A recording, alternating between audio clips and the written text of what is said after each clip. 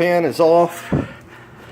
Don't see any shavings. You know, I'd love to give you an inspection of the bottom of the motor, but it's still dripping pretty good back there, and I kind of want to wrap this job up quickly. So, pan is off, no shavings. Going to clean up the pan, clean up the edges, make sure this surface is plainer, and try to get this back together. Okay, we have her running. The oil pressure is looking good. Don't know if you can see the gauge. I'll read it for you. It's a tick under 80. Sitting here idling. Thermostat hasn't opened yet. Let's take a peek underneath.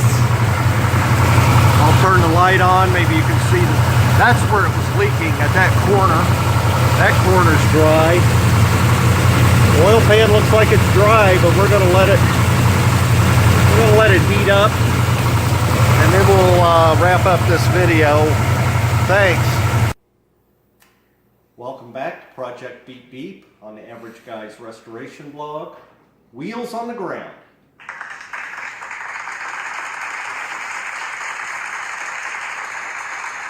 Thank you. Thank you. I like it when a project goes very well start to finish, and it didn't cost a lot of money.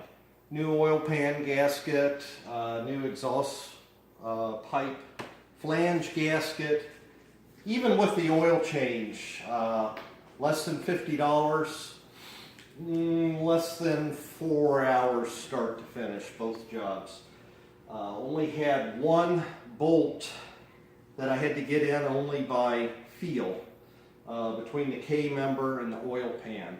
And basically just had to contort myself and feel it and get it started.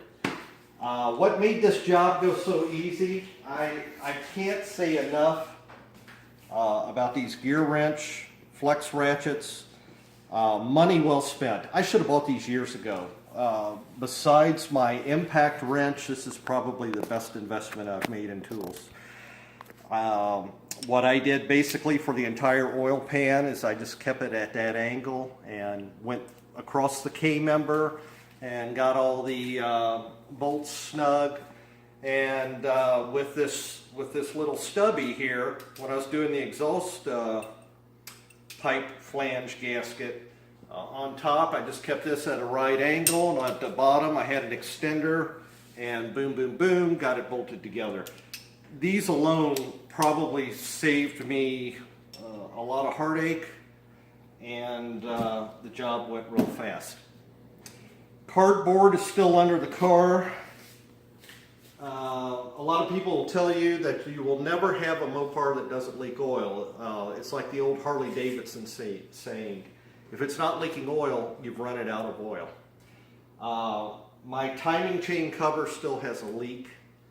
That's not going to get fixed anytime soon. In fact, if I fix that leak, I might as well replace the water pump, the timing chain, and maybe even put a roller cam in it so I don't have to worry about zinc in my oil and so on and so forth.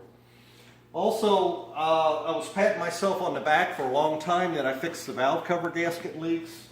Well, this particular valve cover is still seeping all the way in the back. It's a seepage, it's not really a drip. So I'm going to live by the Harley Davidson rule that if this thing isn't leaking oil, I've run it out of oil.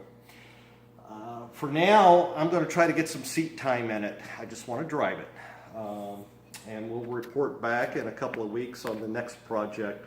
I'm sure there'll be something I'll be fixing on this car soon. Thanks.